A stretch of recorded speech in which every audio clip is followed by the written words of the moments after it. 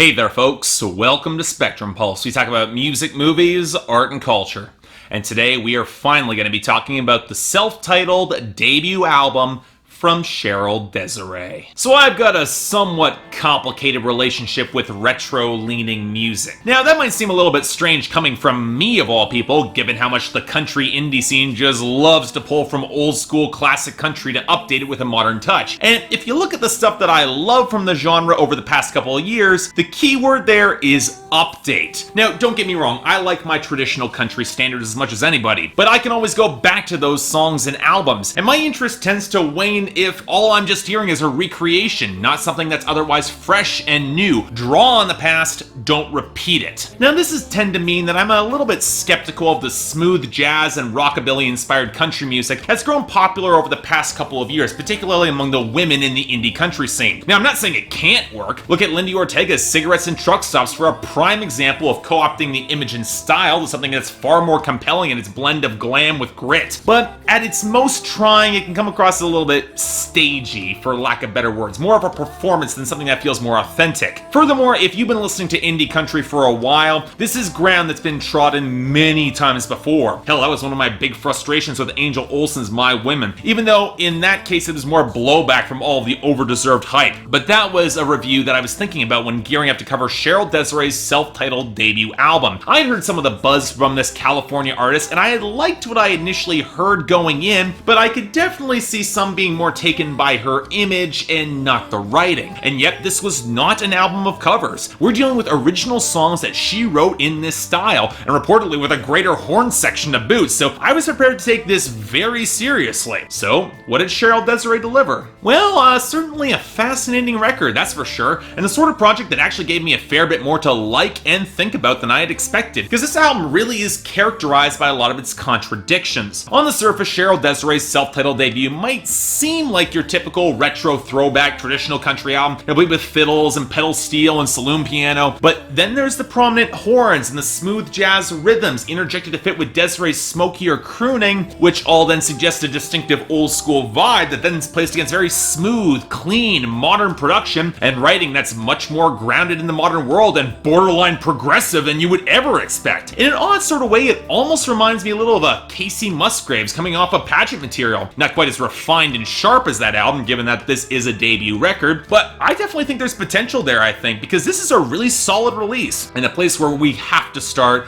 are the lyrics, themes, and content, because this is easily the biggest high point of this album, and the place that will probably surprise the most people, for better or for worse. As you might expect, you get your selection of songs smacking back at people who only consider Cheryl Desere'e a pretty face. Eye Candy, and to a lesser extent Keep My Name Off Your Lips and Stage Door Jenny, they deal directly with this territory, but the framing tends to get significantly more complex when you dig into a lot of the details. Stage Door Jenny, for instance, has her going out looking for a fun hookup, but it's tempered by acknowledgments of having the most to prove and the most to lose, and hoping that her feet can outrun her mouth, which is kind of alarming. And Last Night's Face shows the aftermath of a hookup that might as well be a mistake, driven by the raw heat of that moment. But where things get more interesting is when Desere'e ventures into tougher, morally complex territory. Hell, right from the opening song, Pillow Talk, and she and her partner are both cheating, and she's very frank that they just keep it on that level for just some simple gratification as a distraction and not think of it as more than it is. Then you get the Burnt Out Embers on Rabbit Hole, where she knows her old ex is also a musician, is singing songs about her just like she is him, and she's tempted to reunite and go back down that rabbit hole. Or Lovin' Beyond My Means, where she grew up and she moved on from the relationship, but she's still not quite over things in her heart, even if she's in her mind. Or take Sin Eater, where it's clear that this guy, ex or otherwise, resents her for having her life together, but always calls her when he needs help at his lowest, and yet she still feels that obligation to go out and get him or go out and help. It's very telling how much of this album is bucking against emotions and traditions, be them tied to family or span back much deeper, and the drama comes from having to make those hard choices, or not even really having a choice. And then you get songs like Diamond Valley RV, a prime example of this, where her mother mother moves out east to be closer to her family and ends up counting pennies living in a trailer park,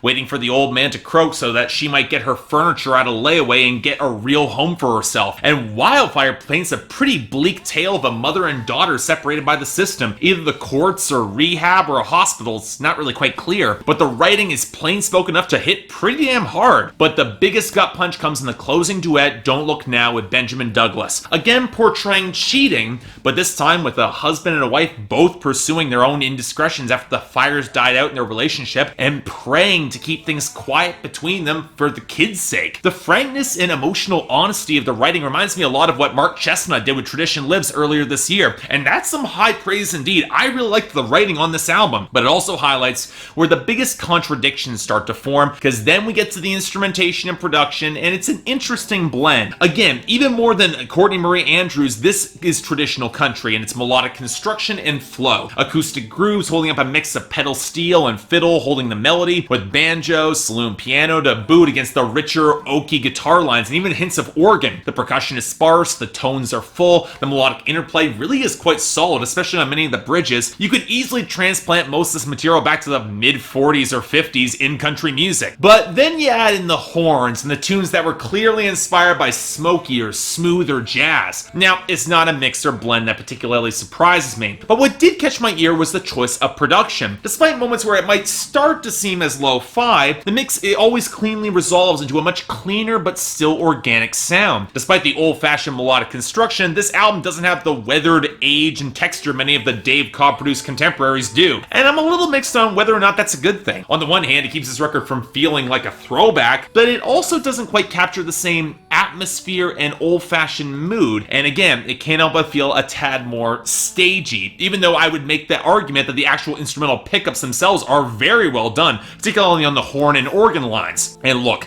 there are instrumental moments that I really liked, especially when Desiree lets the guitar tones pick up a little bit more depth, like on Diamond Valley RV or Rabbit Hole against that pedal steel, or the rollicking groove against the harmonica on Eye Candy, or the horn interplay on the bridge of Keep My Name Off Your Lips. But I also get the feeling that the mix blending could have been a little better, especially when you have songs that have a little bit more organic depth like Wildfire and Sin Eater. It's not entirely consistent across the album. And yes, part of this comes back to Cheryl Desere'e herself. And I'm reminded a lot of Whitney Rose in bringing that sultry, smoky, jazz-inspired vocal performance with impeccable poise and restraint. But some of that can be an awkward fit against some of this production, which rarely gives her a lot of help. The touches of the backing vocals on Diamond Valley RV give her thinner tones a little bit more body, and I wish this was done more often, because on some of the twangier, thicker compositions, she can sound a little overwhelmed, especially when she moves into her higher register. And it's not helped by the feeling that that higher register isn't quite as expressive as her low to mid range. These are some emotionally complicated songs, and I would have liked to see her vocal delivery capture more of the nuance that the lyrics do convey. And yeah, part of that's an issue of mix balance. If her vocals had a little bit more volume or fullness within the mix, I think this would have come across a little bit better. But while I've seen some to be a little bit dissatisfied opposite Benjamin Douglas's very raspy and textured delivery on Don't Look Now, if anything, it only accentuated the central conceit of the song, how they were both very different people and were now seeking passion in very different places, and yet they still have enough chemistry to see how this all could have worked potentially in the past. They actually perform against each other really quite well. But overall,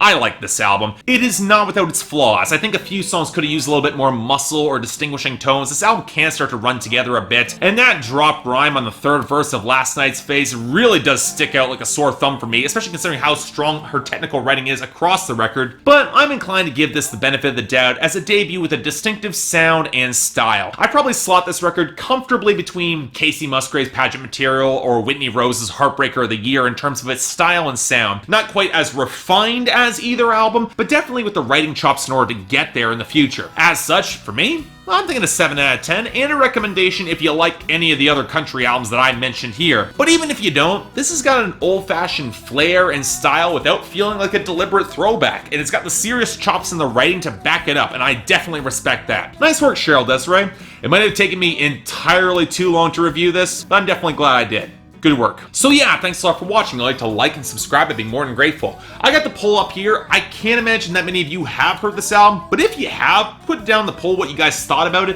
whether or not you thought she captured this style. I think she's got room to improve, but again, this was quite promising. Beyond that, anything else I might be able to do to improve my presentation, I'm all ears. And for any of you guys who want to recommend albums or who are wondering why I'm not covering J. Cole right now, my Patreon is right here. And 3 times a week, we get to vote on the schedule, and J. Cole just didn't get enough votes as of right now.